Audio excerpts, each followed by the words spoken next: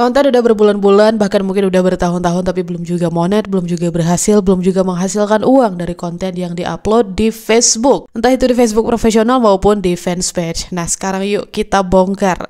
Ada 7 nih ya kesalahan teman-teman pemula yang menyebabkan teman-teman itu nggak kunjung bisa menghasilkan apapun dari kontennya yang udah diupload ke Facebook Pro maupun fanspage-nya masing-masing. Jarang ada yang mau bahas ini secara belak-belakan karena kebanyakan itu ngomongin soal teknis ya. Dan kesalahan pertama dari teman-teman pemula yang bikin teman-teman itu nggak maju-maju jadi content creator adalah konten tanpa niche. Ya, ini adalah kesalahan paling dasar ya seorang content creator pemula. Ya iya sih namanya pemula gitu. Jadi mungkin belum tahu ya kayak istilahnya kriteria atau hal paling dasar dalam konten itu apa yang harus dilakukan. Yaitu memilih niche gitu kan. Nah, cuman ya di tahun 2025 ini aku rasa dengan udah banyaknya edukator ya atau orang-orang yang konten seputar edukasi konten di Facebook, tentunya perkara niche teman-teman udah tahu dong, ya kan? Jadi sebelum konten itu wajib banget pilih niche, guys ya. Kalau nggak tahu niche itu apa, niche itu tuh adalah tema besar ya. Kita ini mau bahas apa?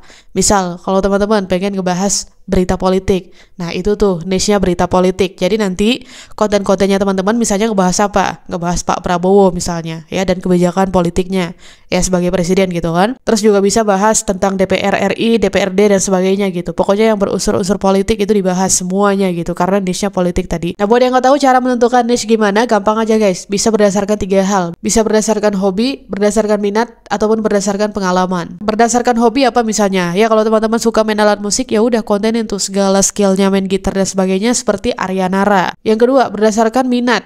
Kalau teman-teman suka nonton film kayak aku misalnya, ya udah kontenin aja seputar film. Contohnya kayak ini nih, kayak channel YouTube-nya Ngelantur ID atau Ngelantur Indonesia. Nah, terus yang ketiga bisa berdasarkan pengalaman. Ya lagi-lagi seperti aku di YouTube ini. Pengalaman aku konten di Facebook, ya aku jadikan niche di YouTube. Ya meskipun di YouTube ini karena channelku udah jadi gitu ya, jadi aku mau ekspansi untuk ngebahas YouTube juga bisa, ngebahas TikTok juga bisa, tapi ya tetap aja balik ke awal bahwa niche-nya itu adalah Facebook. So sekali lagi penting untuk teman-teman nentuin niche di awal ya. Kesalahan nomor 2, tidak konsisten upload konten. Nah ini nih ya, penyakit terbesar para content creator pemula, dan ya jujur aku dulu juga mengalami hal yang sama guys ketika masih belajar nge-YouTube dulu ya, tahun 2021 sebelum kemudian aku dapat rezekinya, karena rezekinya itu datang ke aku tahun 2023 gitu. Nah jadi dulu aku tuh kontennya kayak mood-moodan gitu ya. Kalau lagi semangat riset terus ngedit ya udah bikin konten. Kalau enggak ya udah nggak usah gitu.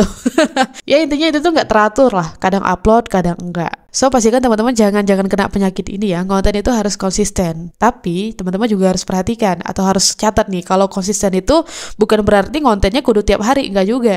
Konsisten itu aku percaya dia lebih ke kayak teratur temponya. Jadi kalau teman-teman memutuskan untuk konsisten upload per 2 hari, ya udah itu juga dapat dikatakan konsisten. Jadi nggak perlu tiap hari ya, balik lagi. Atau seminggu sekali, tapi rutin seminggu sekali itu nggak pernah absen. Nah itu juga dapat dikatakan sebagai konsisten. Atau bahkan sebulan sekali, nah itu juga bisa dikatakan konsisten. Atau bahkan mungkin setahun sekali kayak Agung Hapsah gitu kan.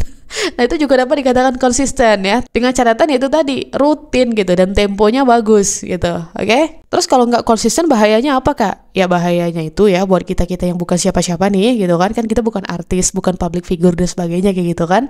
Ya akan sulit orang-orang untuk mengenal kita dan konten kita kalau kita itu kayak ya kadang upload kadang enggak gitu guys.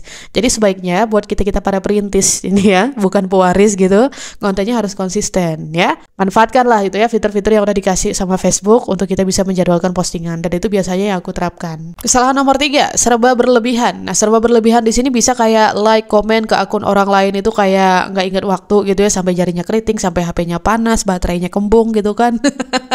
Atau bisa juga kayak nge-share video sendiri udah kayak apaan gitu ya ke grup-grup yang kagak jelas gitu, yang nggak nyambung sama niche kontennya.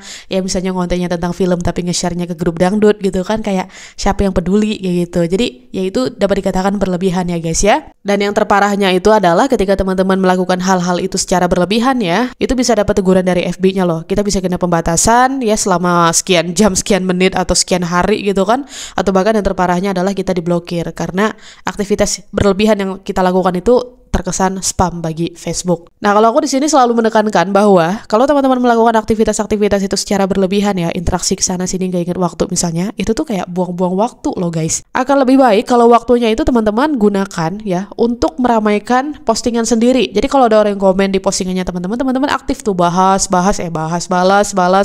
terus gitu ya. Sampai ya percakapan di kolom komentar itu jadi rame gitu kan, yang nantinya akan mengangkat postingannya teman-teman sendiri. Dan juga waktu yang terbuang hanya untuk interaksi ke sana kemari itu ya teman-teman juga bisa manfaatkan sebenarnya untuk riset konten.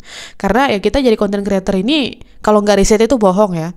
Mau itu konten yang bikin sketsa komedi-komedi sekalipun tetap harus riset gitu kan. Tetap harus kita nyari referensi apa yang sekarang lagi rame, yang lagi tren. Sehingga kalau kita ngontenin hal serupa, kita juga akan terbawa tren. Jadi ya, ingat ya, daripada waktunya digunakan untuk hal-hal berlebihan, interaksi ke sana sini, ngucapin selamat siang bun, semangat bun, dan sebagainya gitu, lebih baik waktunya digunakan untuk mengangkat postingan sendiri, akun sendiri, ataupun untuk riset konten ya yang bakalan digunakan atau diupload untuk hari berikutnya. Itu lebih penting, lebih urgent gitu. Oke? Kesalahan nomor 4, dikit-dikit ngeluh. Nah, ini nih ya, penyakit terparah kalau menurut aku bagi para pemula. Baru upload 10 video, viewsnya sepi, udah ngeluh gitu.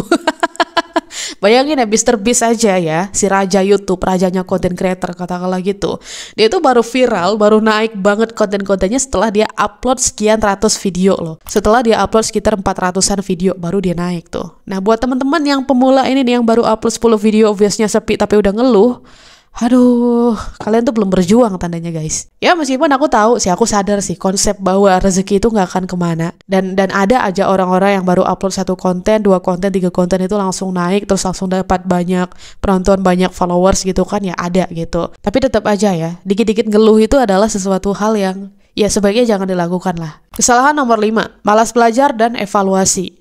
Riset malas, ngedit malas, belajar baca data di Insight juga malas, tapi pas kontennya anjlok, malah nyalahin platformnya, nyalahin Facebook gitu kan, tanpa mau evaluasi diri ataupun memberikan inovasi terhadap penonton dari konten-kontennya. Nah, budaya malas ini aku paham sih, ini udah jadi budaya orang kita di Indonesia gitu ya kan. Rata-rata kan orang kita begitu ya, apa-apa malas gitu. Even konten pun juga malas, tapi pengen dapat duit. Segala hal dibilang ribet, tapi pengen dapat duit. Nah, gimana caranya dapat duit kalau kita tidak menekuni hal yang ribet itu kalau kita nggak belajar? Gitu kan logikanya. Nah, jadi teman-teman, ya dari aku pribadi ini, kalau memang serius pengen jadi content creator, ya jangan malas belajar. Belajar riset, misalnya gimana cara bikin skrip, gimana cara nyari bahan konten yang bagus di Google, misalnya kayak gitu, atau di YouTube kayak gini, gitu kan. Termasuk juga dalam hal evaluasi. Kalau kontennya teman-teman turun nih viewsnya atau penghasilannya, ya bagi yang udah monet misalnya, atau bagi yang belum monet lagi ngejar monet tapi viewsnya nggak naik-naik gitu kan. Jangan nyalahin platformnya guys. Jangan bilang Facebook pelit lah, atau apa ya, Facebook payah lah gitu.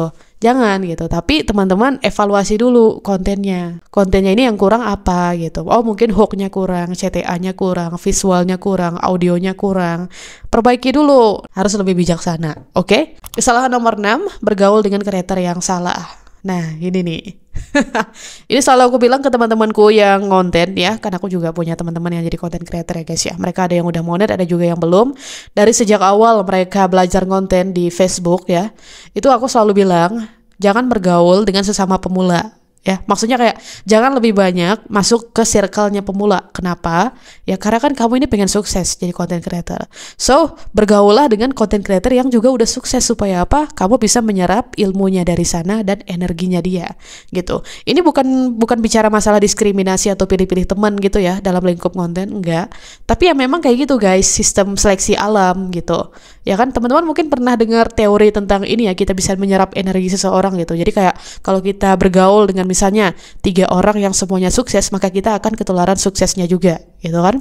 Tapi kalau kita bergaul dengan 3 orang yang mungkin pemalas atau mungkin lagi sama-sama merintis dan sebagainya tanpa punya bekal ilmu yang cukup dan sebagainya, maka kemungkinan kita akan stuck seperti mereka dan gitu-gitu aja, nggak ada perkembangan. Jadi saran dari aku teman-teman, kalau pengen sukses jadi content creator ya, kalau nggak punya teman yang udah sukses jadi content creator, teman-teman cari referensi tontonan ya, misalnya di YouTube ini atau ya di Facebook juga gitu, Yang itu tuh tontonan dari mereka-mereka yang udah sukses ya. Tapi yang udah suksesnya itu bukan yang ini ya, bukan yang agak-agak ya. Maksudnya kayak yang memang beneran dia bisa ngasih edukasi yang bagus gitu loh, bukan yang bullshit. Paham kan? Karena di Facebook itu kan cukup banyak juga yang bullshit tuh gitu. Dikit-dikit nyuruh interaksi, tapi nggak dijelasin interaksinya apa. Interaksinya kemana gitu kan. Nah itu tuh ciri-ciri creator yang bullshit ya. So poinnya adalah ciptakan lingkungannya itu ya seakan-akan teman-teman bergaul dengan orang-orang, dengan kreator-kreator yang udah sukses ya, supaya energinya mereka itu bisa teman-teman serap ya, dan pengetahuan yang teman-teman dapatkan cukup, terus teman-teman bisa mengaplikasikannya untuk kontennya teman-teman sampai kemudian jadi sukses. Dan kesalahan yang nomor 7, konten tidak otentik dan original atau melanggar. Nah ini kita bicara teknis ya sekarang ya. Jadi kalau teman-teman kontennya re-upload tapi plek-ketiplek banget, ngeditnya nggak signifikan, kemudian nggak ada nilai tambah ya, maka kemungkinan itu akan terkena pelanggaran, nanti konten tidak asli atau mungkin konten berulang. Jadi teman-teman kalau kontennya itu menggunakan bahan-bahan yang reuse atau digunakan ulang gitu ya, konten orang lain teman-teman jadikan sebagai bahan konten, itu pastikan teman-teman memberikan kebaruan ya, ada nilai tambah yang teman-teman ciptakan di situ. Oke, nah masalah ini tuh teknis banget ya guys ya, ini perihal editing dan sebagainya. Dari dulu sih aku nggak menganjurkan ya untuk teman-teman melakukan re-upload sedetik pun di Facebook itu, karena ya Facebook sangat sensitif. So daripada bikin penyakit di kemudian hari, jadi mendingan hindari aja. Oke, jadi itulah 7 kesalahan konten creator pemula yang biasanya dilakukan, dan teman-teman yang udah nonton video ini harus sadar betul ya, bahwa kesalahan-kesalahan tersebut jangan sampai dialami oleh teman-teman atau dilakukan oleh teman-teman. Oke? So, kalau misalnya kamu ngerasa relate dengan apa yang aku bahas hari ini, silahkan di-share ceritanya di kolom komentar.